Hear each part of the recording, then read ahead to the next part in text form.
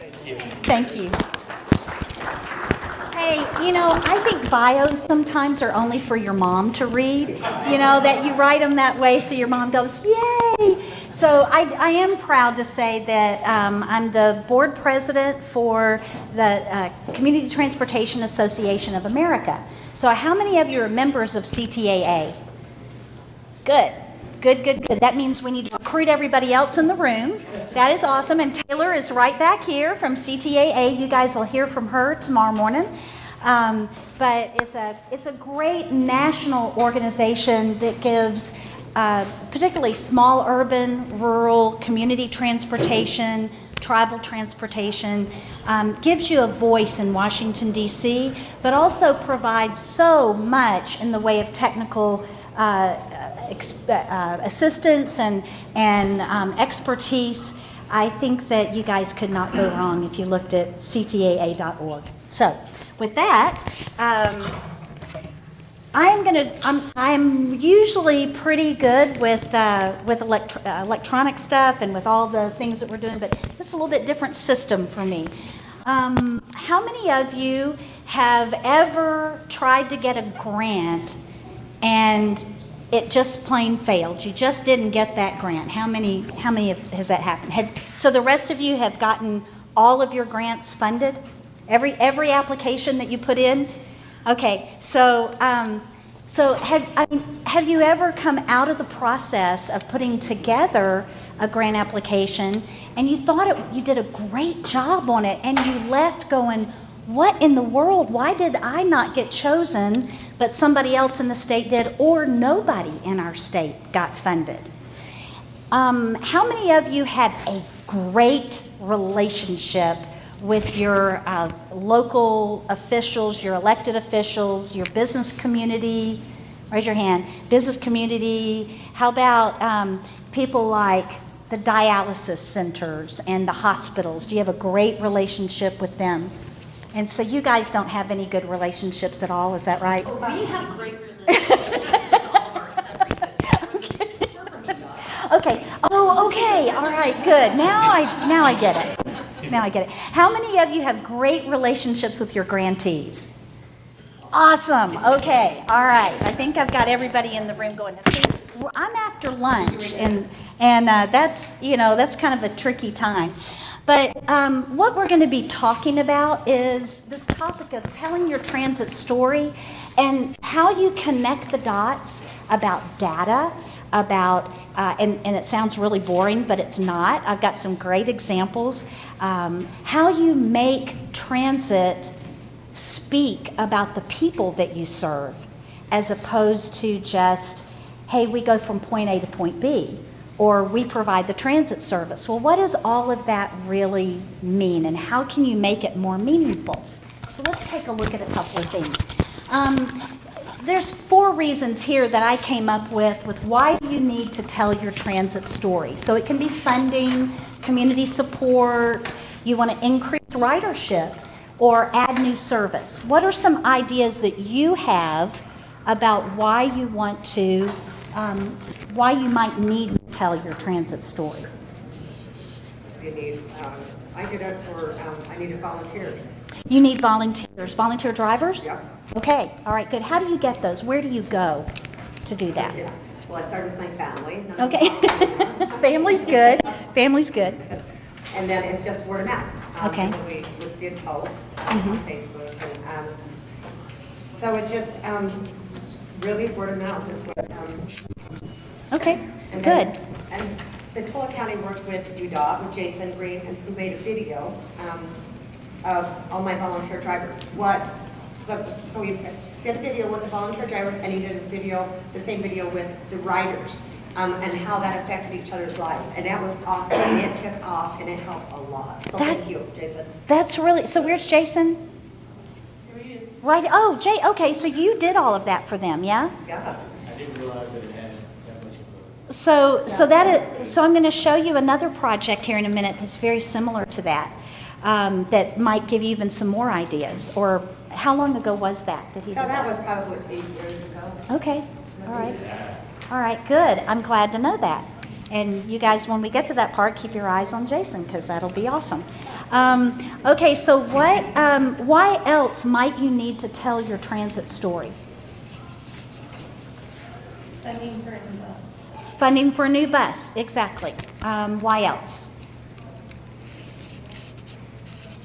I talked about how many of you serve dialysis centers or any kind of a medical clinic of any kind.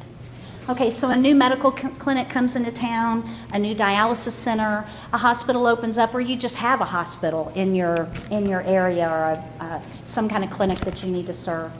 So in that situation, you really might want to go and speak with let's talk about hospitals. You might want to go and speak with the head of the hospital about what you do.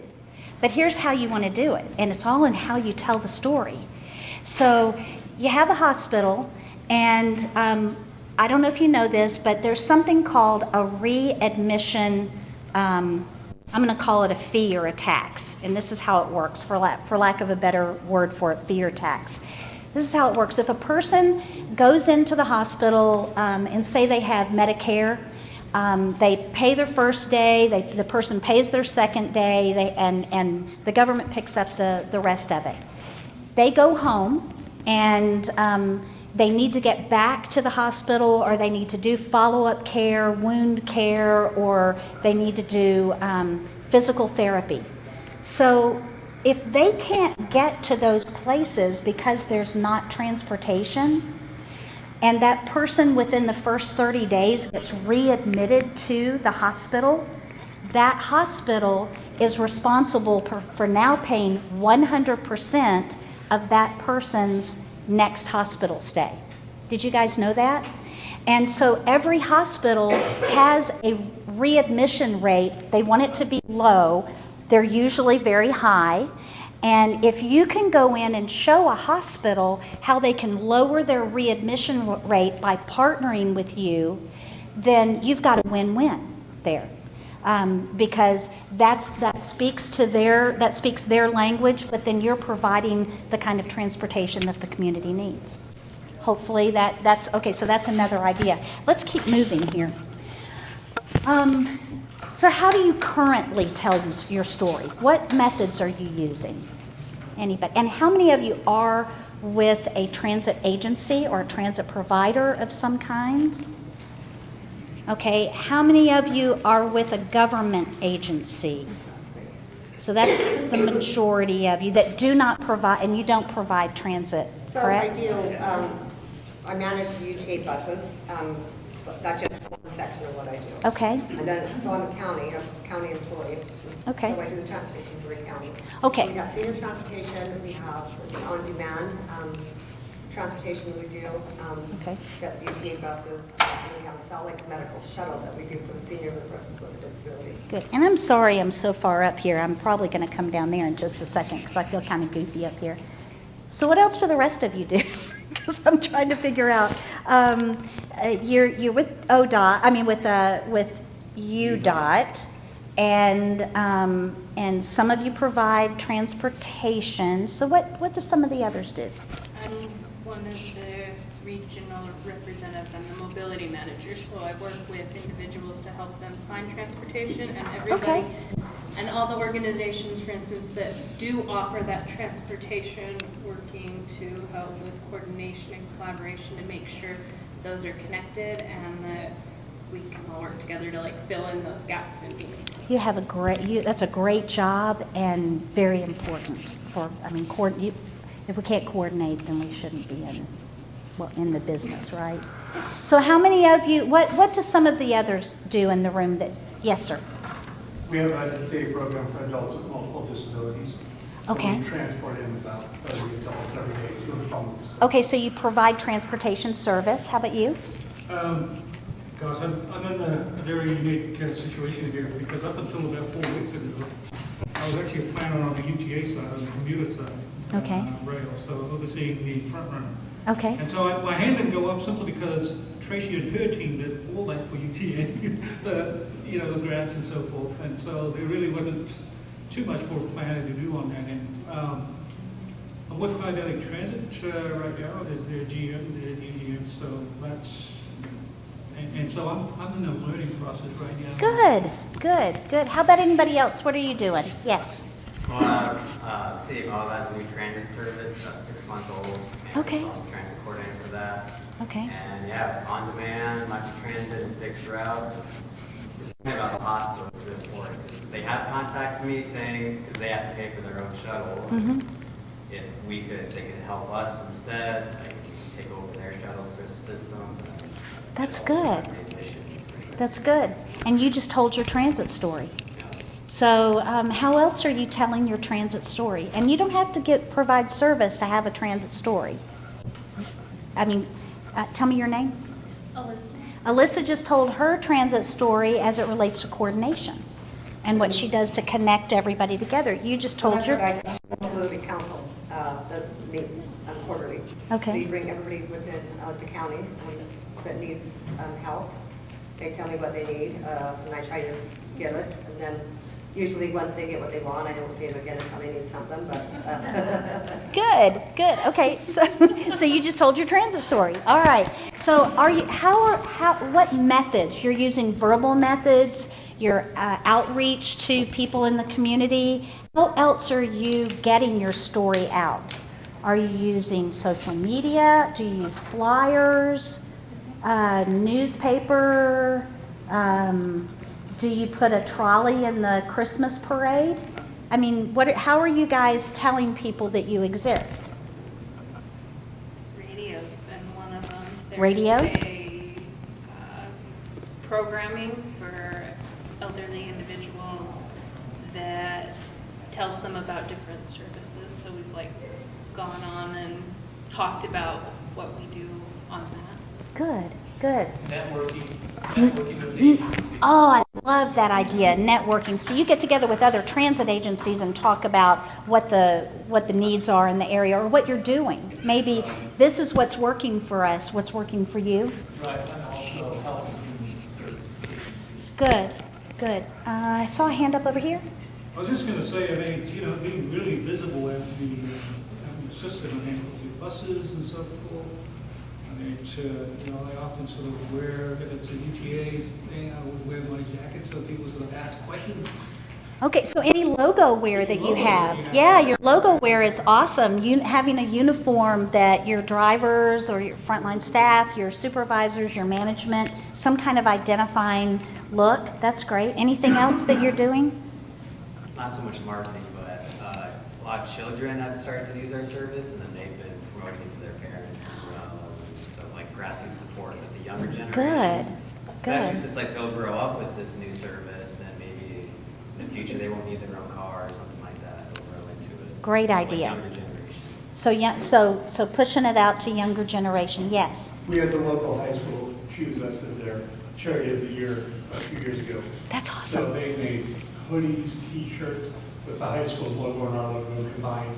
So I'm driving through town and watching dozens of people with our logo on jerseys, and all the high school kids knew about it. That cannot hurt, not one bit, not one bit. Wraps on your vehicle.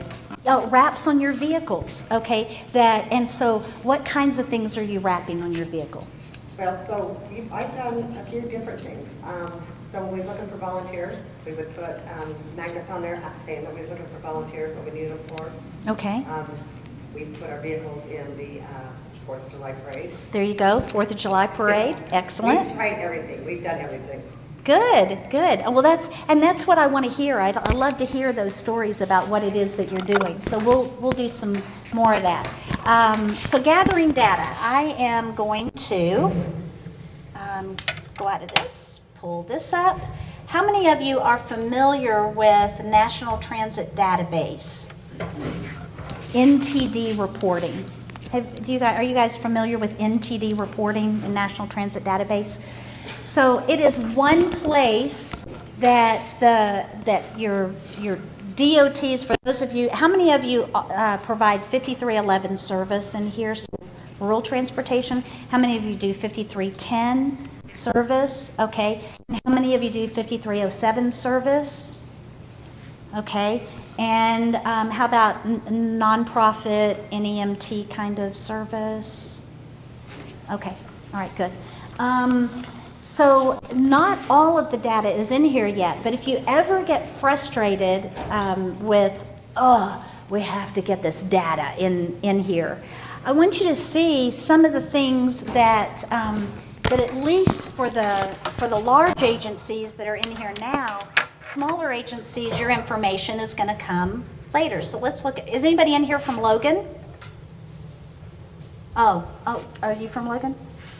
Okay, all right. So this report is able to provide things like how big is your service system, and what's the area population. It shows what type of agency is there, and it also shows what the population is of the entire service area, but then the population of the UZA. And then it shows ridership. So notice we have a huge climb here to 2010, and we're rocking along. Things are kind of going down, and then look, we hit 2020. So what happened in 2020? COVID happened. Okay, that's part of your story that you need to know about, because the next time, because if that's all you have to report on, if just the last thing is 2020, you need to extend out your data and be able to tell. So this is where we were in 2020, but let me show you how we've grown, and this is what we've done to grow, and this is what our vision is, and we would love for you to partner with us so that we get to the next level of vision. Okay, so knowing what to do as it relates to your reporting is important. The blue is the bus, and red is the demand response. So it shows other things like individual mode of service details, like what are the operating expenses, and what's the average fare per trip. There's not anything on there. They have a cost per trip, which is $3.42. And on this one in particular. Knowing that kind of information can help you when you're pricing out a pass, that maybe you're going to do some kind of a pass program for, and you'll hear it later on, I'm going to be talking about human trafficking awareness. And one of the things that transit agencies can do is partner with an agency that is providing direct services to human trafficking victims who are trying to get back into society. And so a bus pass to get them to education services, to sometimes it's reunification services with children, where there's been all kinds of family issues going on, but being able to provide passes and knowing what your cost is important. And this system you have up is a fair-free system. I'm sorry, what? It's a fair-free system. Fare-free system. Okay, all right. Well, that's good to know also. So then you have the average ridership, lots of pretty colors there. You can download these charts and graphs. That's important. And then knowing that it's a fare-free system is another part of the story. Why did you go fare-free? What went into that decision? And here are the benefits to the community for being fare-free. Especially if you have people in the community that are upset about the fact that you're fare-free, or there's issues having to do with homelessness. I don't know if anybody deals with that here, but in other cities in the nation, that is a lot of times the argument about why you don't go fare-free. It has to do with the homeless population. So what do you do about that? I noticed yesterday when I went to Zion National Park, they have a rule on their system that you have to get off at the beginning and you have to get off at the end of their system. And so I was riding with friends that don't know about transit, and we were talking about, well, why is that? Why can't you, we're asking, why can't we just stay on and see the scenery? And so we talked about a couple of different reasons why. Part of it is there's a lot of people waiting to get on at the top and the bottom, but also in urban areas and maybe in some rural areas, having someone riding the bus constantly that is homeless could be problematic for other people. So having an end to your route that they have to get off and wait for another bus, that can be helpful. There's a lot of other reasons. So here's UTAs, and again, it shows their their service area, that they're a full reporter, the different kinds of services that they provide, commuter bus, commuter rail, demand response, light rail, bus, and then you have all of that reflected in this beautiful chart, color chart on here. And notice again, they have a similar story, growth, growth, growth, growth, growth, and then a nosedive on here. So again, it's a part of telling the story. It also shows when Vanpool started. Oh, I didn't know you did a Vanpool, or let me tell you about Vanpool. And here's how Vanpool works. And notice the growth of Vanpool. It is growing, and it mirrors what's going on in the rest of the system. So this can be a very useful tool for you, National Transit Database. Let me go back real quickly, and I'm not going to spend a lot of time. Is anybody here from Park City or St. George? Or St. George? Yeah, you're from St. George. Roosevelt? Okay, I'm going to open up St. George. So there's not the same kind of detail there. That's coming. But still, you get a general idea about the information, and it's going to be flowed out. So if you get upset with DOT for all of the stuff that you have to report, or FTA in the National Transit Database, they're actually trying to build a system that is helpful so that you have pretty charts and graphs, and you can make it part of your story. So, yeah, yes, Taylor. Me? Yes, Taylor. So one of the examples I was going to use, prior to my life at CTA, I worked on the Hill for a member of Congress out of Nebraska. And one of the things he would always ask constituents before they asked for funding was, okay, well, like, give me the numbers. And all of our constituents who asked for money always had to report, always had to show, I provided these amount of trips, I went to this amount of hospitals, this amount of dialysis systems. So it is a total pain to do NTD reporting, but it's also really helpful to, as Kristen said, to tell your story and to really back up. Some people of politics really love the numbers over the human story too. They do. They do. How many of you are using numbers well to tell your story? I mean, you can raise your hand, or you can just kind of think about that. So let me go back to, on the current slide. Okay. So this is an example of how someone uses data to tell their story. It's Grand Gateway in Oklahoma. I have several Oklahoma stories because I just have been able to collect these and to be able to show you. But I want to read through this. I normally don't read slides, but I am going to do this one. And then I want to talk about what is used. So Kendra McGady, her name is there. She is the executive director and transit director for Grand Gateway Pelivan Transit. They are transit is part of their whole service package with Meals on Wheels and after school childcare and all kinds of different community services. So she says, as a 5311 transit provider in Oklahoma, Pelivan serves 7 counties in northeast Oklahoma with a population of just under 258,000. Pelivan Transit has 23,190 individual riders providing trips to healthcare, work, education, daily shopping, and other necessary life connections to area citizens. In addition, Pelivan Transit provides contract transit services to the Cherokee Nation and operates the Northeast Tribal Transit Consortium. In her paragraph here, what do you like? What stands out to you that's important?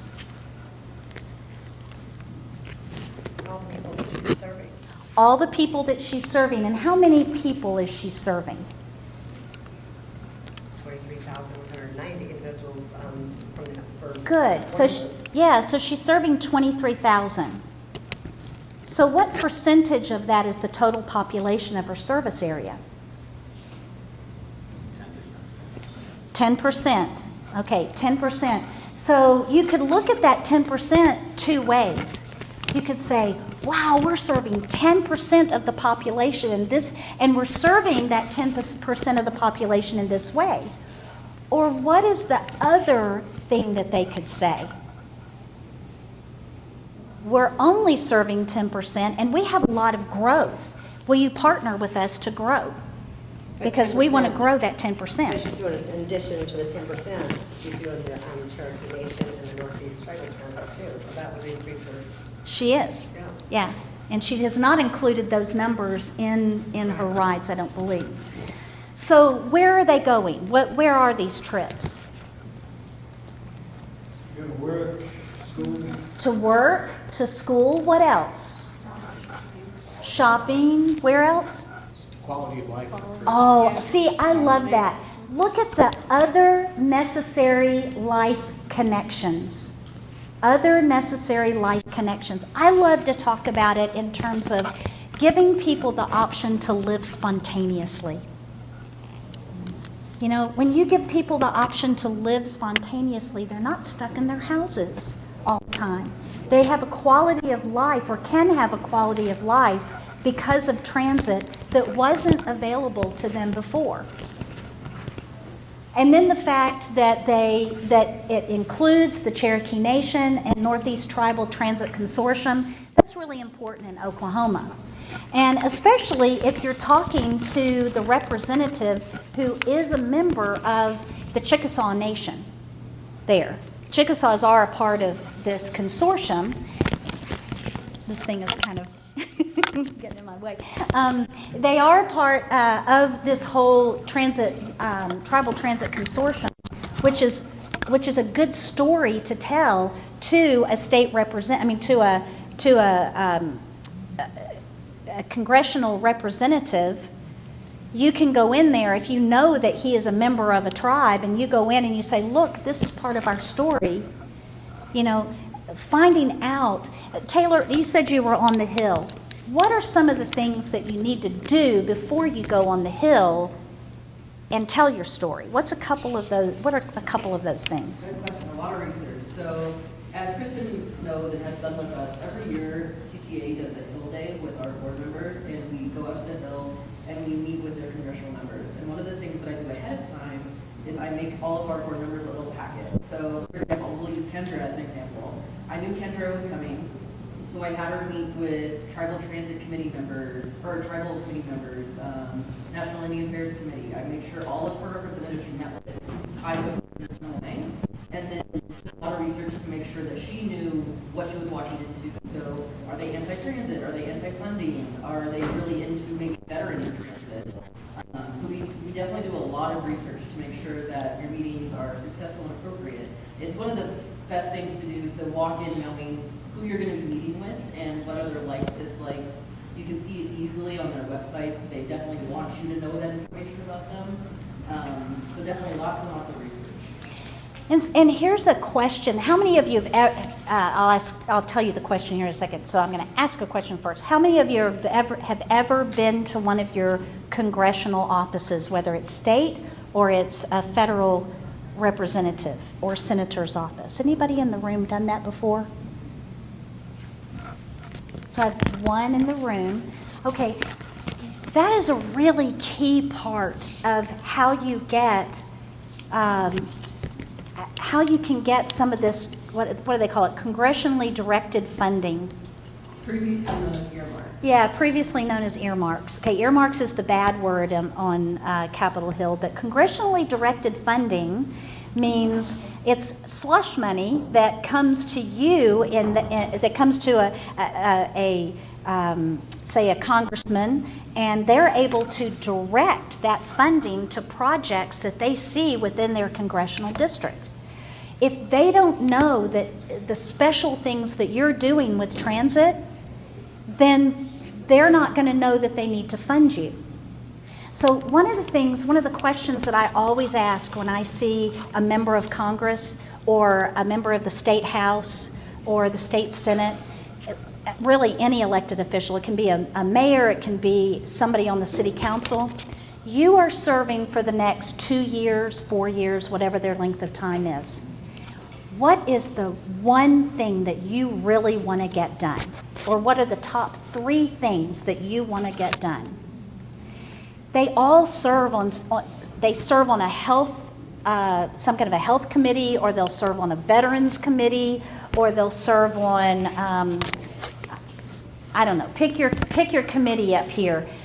Every single thing that they want to do as a representative of their community, transit is one of the key solutions to that. You can tie transit to every single thing that they say is their top priority. And as a matter of fact, I had a really weird one time where a guy said, well, I want to make sure that everybody that buys something from Amazon, and that if it's bought in our community, we want the tax dollars, we want the tax from Amazon or any online purchase to come back to our local thing. That was his number one thing. And so here's what I said, that is great. Did you know that transit is funded with federal funds, state funds, and local funding? So if we're able to get that tax back into the community, that helps fund transit. And here's what transit does for your constituents.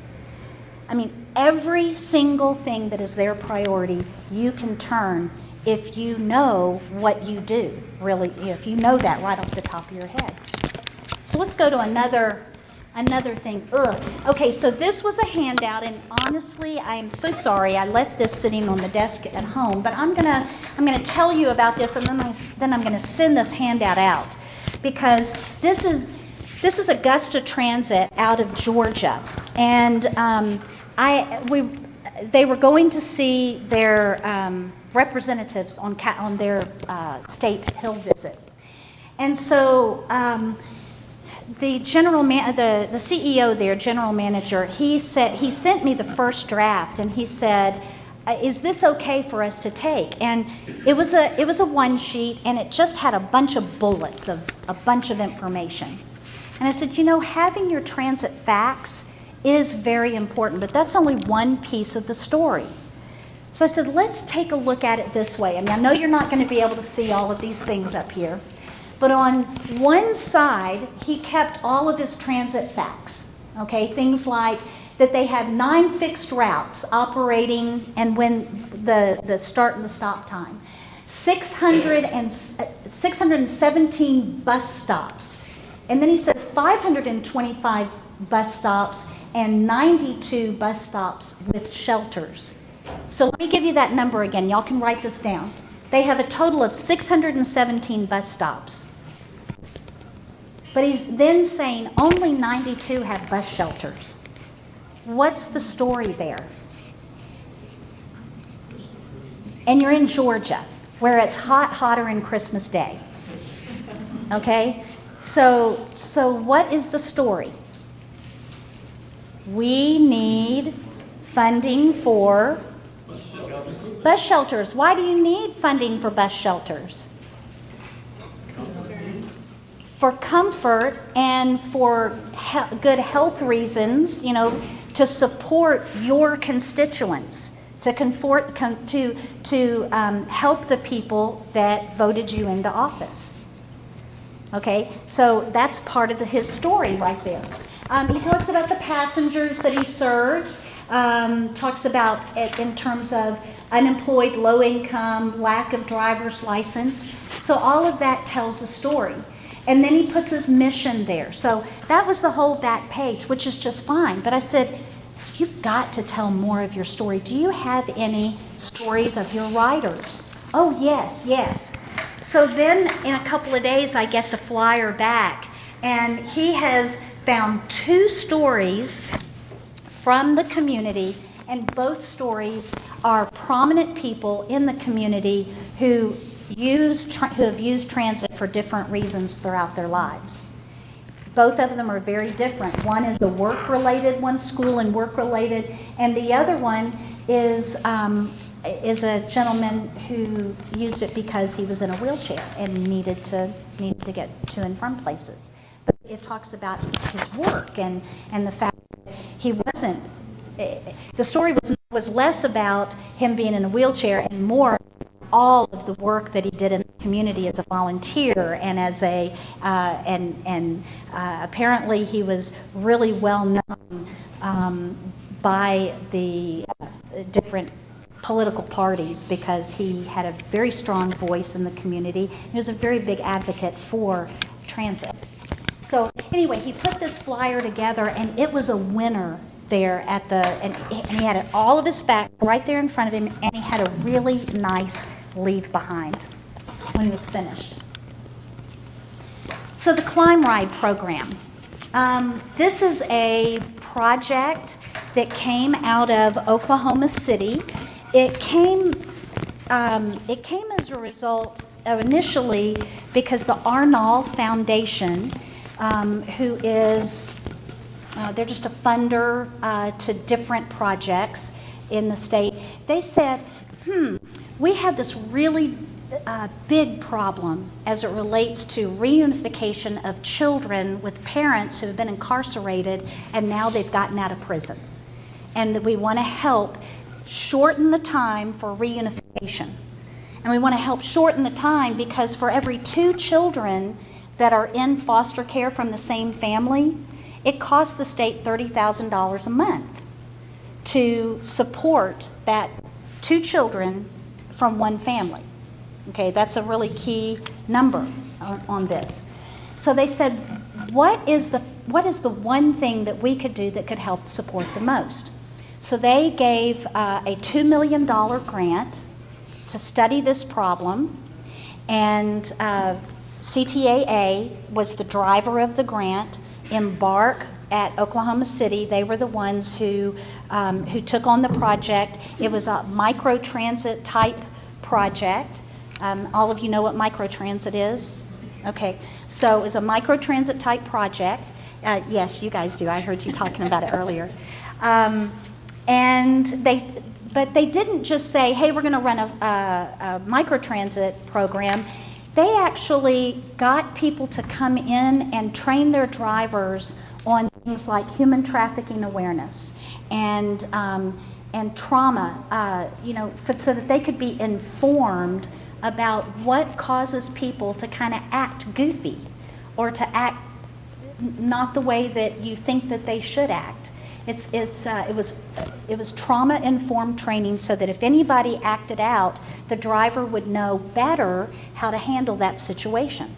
So they got different people from the community to do all kinds of different training. They started this program, and after 2 years, they had a control group where no one got transportation services, and then they had another group where everybody got transportation services so that they could see how long it would take. The ones that had no transportation services, their reunification process took 18 to 24 months. The ones with transportation services, they were able to get it down to 14 months, some of them even lower. But 14 months was the average. Okay, so let's go back to that number, and I'm not asking you to do high math. I just want you to think about this. The difference between just the 4 months, the 4 months that those 2 children are in foster care without their parents being able to get to their drug testing, their court-appointed counseling services, their education services, just the visits with the children. Okay, so there was a 4-month difference between those that didn't get transportation and those that did. So that's $30,000 a month times 4 months for one family. What's that number? $120,000 for one family. But they were serving, and I don't have the exact number in front of me, but they were serving about, it seems like it was about 180 families. I think it may have been more than that. But just think about what that is doing to the foster care budget. That story was told in this booklet. You can go to a Climb Ride program through Embark. You just Google that, and you can download their whole report. It has all the data in it. It has stories in it. It's a very well done overview. It was taken to the governor, and the governor said, we want that program rolled out across the whole state. He said, I have no idea how they're going to pay for it, but they want the program rolled out across the whole state because he sees the savings that is there, and it's because of transit. Think about what that could do for your community, and if you could tell that kind of story. So this is another program called Faces of Transit, and this goes back to what you guys were sharing about stories. So let me get this over here. I'm going to play 2 stories for you. Is there anybody that has an aversion to clowns or mimes? I don't want you to run screaming out of here. Okay, so this was something that Oklahoma Transit Association put together. It could be just like URSTA would put this together and sponsor this. But this is Mime Jordan. And what they did is they put a face to riders. So let's listen to Mime's story.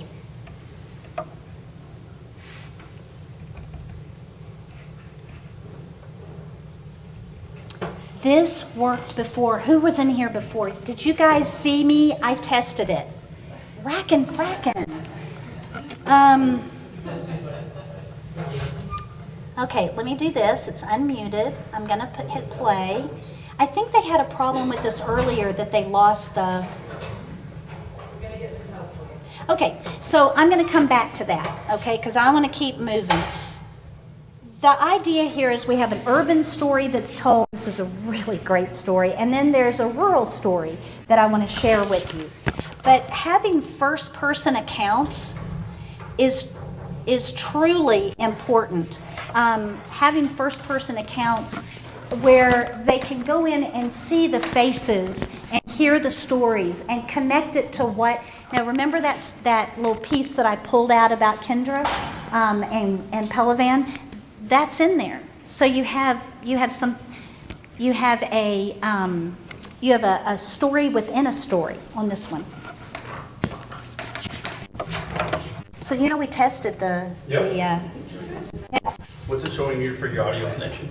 Oh, okay. Let's see here. Audio connection. System settings. Where is it? Do you see it on there? It should be right there. Sound. There we go. That's some projector. Is that what it should be? Take it off of that and then put it back on it. Okay. See how that works. All right. Awesome. Okay, now try.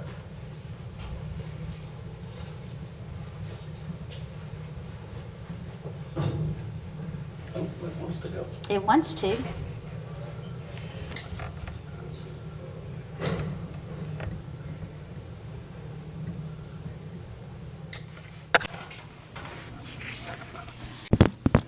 Okay, so while that's being worked on, and I have a couple of other things to show you as it relates. I'm just going to escape you out of that for a second. Yeah, that's fine. I want you to be thinking about something. Do you guys have either, you can use a tablet, you can use your phone, you can use, go old school on me, which would be awesome. I would love to see that, paper and pencil. But I want you to think about 4 questions while we're getting this set up. I want you to think about, what do we do?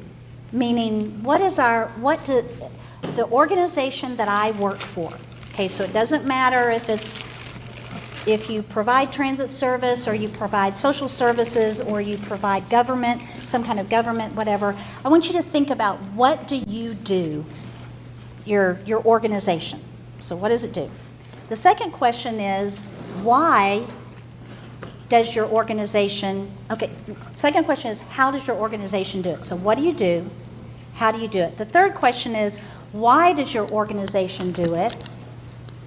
And the last question is, what happens if you don't do it? So let's start with the first one. What do you do? Move people. Okay, so I hear move people. What do you do? What does your organization do? We provide transit opportunities for those that wouldn't necessarily have it. I like that. We provide transit opportunities for those who wouldn't normally have it. How about you? Okay. Okay, and y'all aren't allowed to say same as I go through here, okay? All right, that's like, that's third grade, sorry. And you're, or fifth grade, and you're trying to get out of the answer. What do you do? I feed seniors. You feed seniors. Very good. All right, and, okay, We provide economic development and community services for the region. okay, economic development, very good. What do you do? And provide and oversee funding opportunities for rural providers. Okay, all right. What do you do? I'm Director of Paratransit. Okay, no, what does your organization do? Paratransit, delivery, transportation. Okay, We provide safe and reliable transportation to the elderly and people with disabilities excellent, in the community. excellent. And you do it through, okay, so now, how do you do it? Give me your answer that you gave me before. Transfer people to and from. By paratransit, right, by paratransit van, okay? So what do you do? Well, our phrase at UTA is we move you We move you. How do you do it? through different modes. We have commuter rail, light rail, bus, on demand. Yeah, that's the modes that we use. Very good. What do you do? I get seniors to appointments from very rural area. Okay, so how do you do that? Right now, very hard because we have a bus that does not run. Okay, so do you have one vehicle? We have one bus. Okay. Yeah, and we service an area that's 45 minutes from everywhere. Okay, so I'm going to come back to you on the, Can I just say something? Yeah. At UTA, in my department, we run the Donation Vehicle Program, and we give people vehicles for free, vehicles that we no longer need. Oh, one. So I'm going to give it. okay, so did you just hear that? She told a story and somebody said, boom, chakalaka. I want to give you a vehicle. I wished I had said boom chaka. That would be much better. Yeah, I'll let you use that later. Okay, so I'm going to come back to you when we get to the what happens if you don't do it. Okay, so what do you do? I'm a lowly consultant. No. That's a third grade answer. Okay, so what do you do? We work with clients to design and implement opportunities to improve mobility. How do you do that? Variety of ways. That's right. Yeah, magic. A lot of public input. Okay. Planning, in various capacities.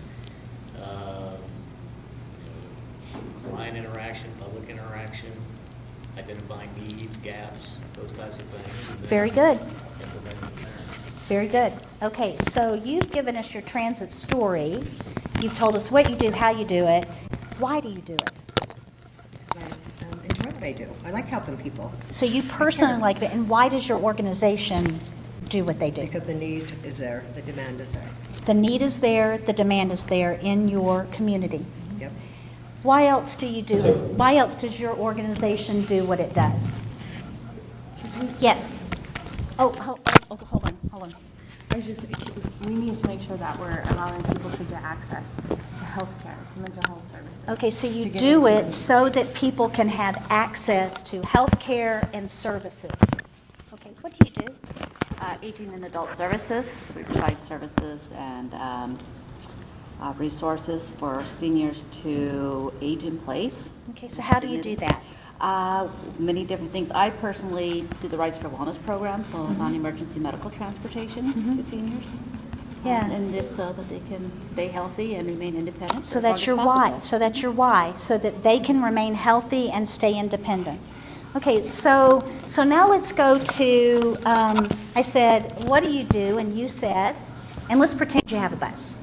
Okay, that we provide services from a rural area to get to doctor's appointments and all. So rural area to get to services that they desperately need. Okay, so that's the, what do you do? How do you do it? How do we do it? Well, we also provide Meals on Wheels, so we do multiple. But how we do it is through transportation up north. Okay, so you provide a vehicle, and why do you do it? To keep our seniors in their homes and their care centers. So keeping seniors in their homes, which also makes them healthier, and it's better for the economy too, right? If they're out and about. And what happens if you don't do it? They'll be in a care center, which costs money. So if you're talking to a government official, we provide services for elders. We provide transportation services for elders to the necessary services that they have so that they can age in place and not be a burden on the taxpayers. If we don't do it, if we don't provide this service, they'll go into a long-term care facility, which could cost an average of $10,000 a month for the taxpayer, and maybe over 10 to 15 years. I mean, they can do the math real quickly what that looks like. So what do you do? Oh, almost there. Okay, so I'm going to finish this exercise because this actually comes after my 2 videos. So the idea here is... Real quick, I would not go to full screen. Just Okay. keep it on that screen. Okay. Thank you so much. Give him a hand. Woo! Problem solver. Love problem solving. Okay. So the idea here is this is called an elevator speech. You need to have your elevator speech down cold so that if you meet a business person in your community and they ask what you do, if you need to go sit with the hospital administrator, if somebody calls you and says, hey, the city council is about to vote on funding and you're either going to be cut above the line or below the line, you need to get over here now to this discussion, they need to hear your story. Okay? Or it might be that there's a funder out there and you need to have a very succinct story that you can put into a grant application. They have limited words that you can use. So having what's called an elevator speech is key to you not only getting funding or getting support, but it's key for you to have that in your back pocket. And I'm telling you, you can write it on an index card. You can put it in your phone and keep it there. Save it as one of your notes on your iPhone. I don't know if the other phones have that because I don't have one of the other phones. But I know my iPhone has notes, and I can do that.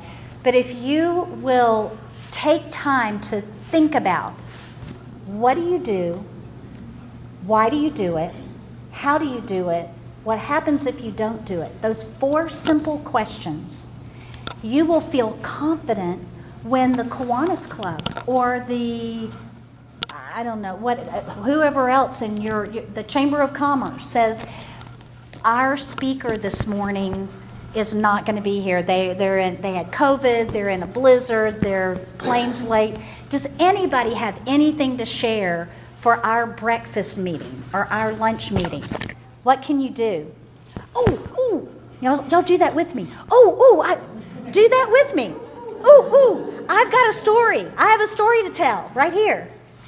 And you've got it down cold because you know what you do, how you do it, why you do it, what happens if you don't do it. That's your homework assignment. But I want you to see this idea here that Oklahoma Transit Association did. And what's my time? I just am like... So that means we're done? Can I show you these 2 quick videos? Okay. All right. If it were my fault that we were late, then I'd go, womp, womp, womp. Okay. So I have 2 videos.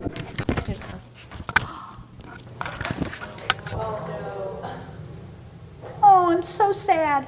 Okay, so let me show you this. I take the bus because it's very convenient for me. I take the bus to perform in places like Bricktown, which is my main place that I'm usually able to be seen, performing mainly on the weekends. I take the bus to perform outside of the Chesapeake Arena. The bus is like the best way to get throughout the city. The transit has improved my social experience. People that ride the bus love seeing me on the bus.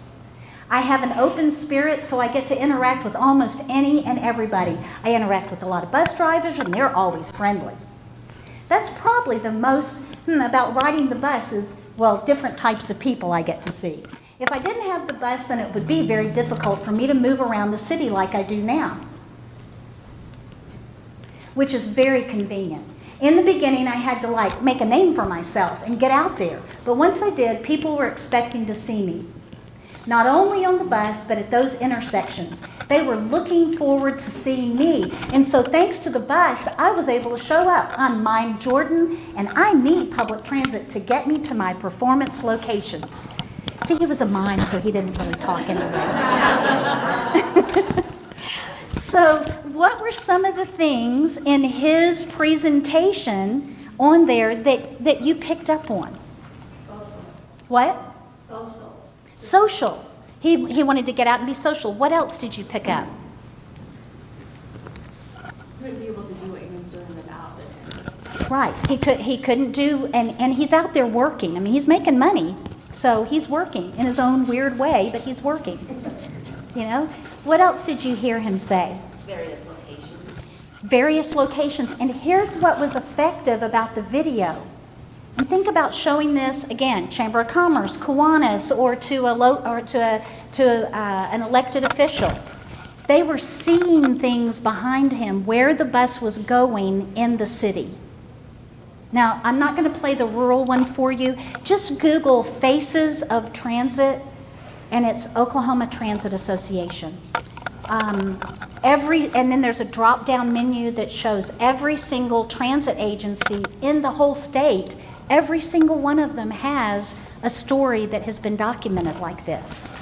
And they use this to gain funding. As a matter of fact, let me share this with you. When they did this program, it led to the beginning of their legislative changes, House Bill 1365, which increased their state revolving fund from $0 to $5 million.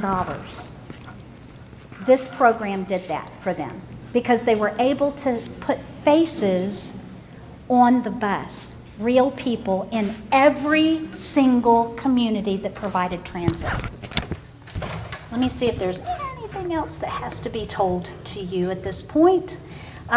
We were going to talk about use of photos, but I'll just say this to you, that the main thing is know your audience, gather your data, ask people why you ride, ask those 4 key questions, and use photos that speak for your service and support your message. When people say, hey, send me pictures of your transit service, they don't want to see a picture of your bus unless you're asking Here are some for images of your transit service from the web.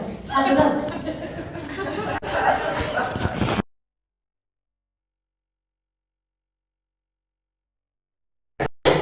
You're going to remember this one. So what I want you to remember about this is use photos that speak to your service. Thank you. I'll see you.